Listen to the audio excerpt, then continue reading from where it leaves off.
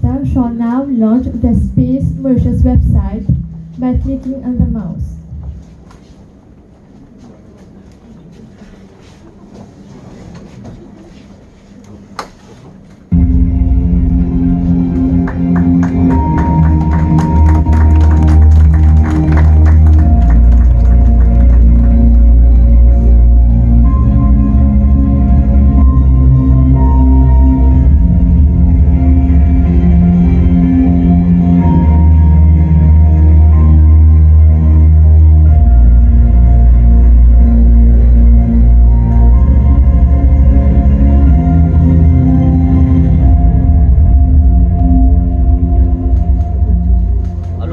Satellite Ground Station, les un logiciel bien avancé, que en temps réel, nous sommes capables de connaître que il était et qui vitesse il peut bouger. Par exemple, aujourd'hui là, nous faisons une guetter ce matin, les petits côte Chili, il peut bouger, il peut aller vers l'Afrique.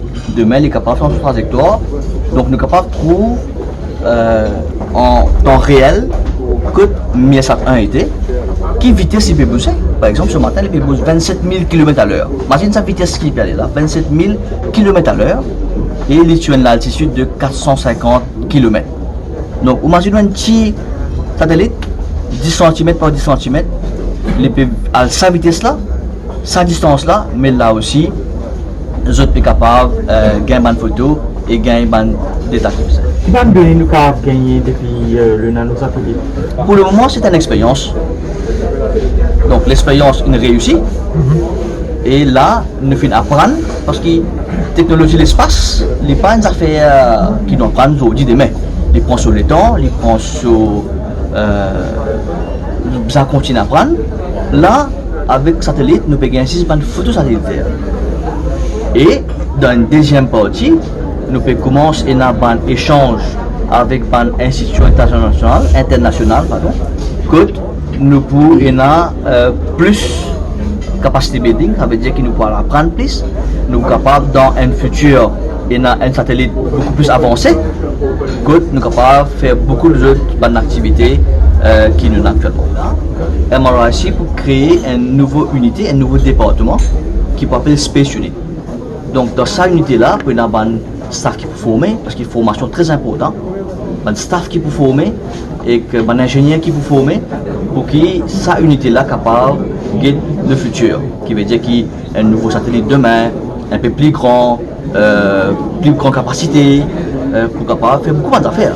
Donc ça, Space Unit peut créer là, et ça, Space Unit là même, un jeune surtout, qui peut là pour apprendre et pour faire plus pour le futur.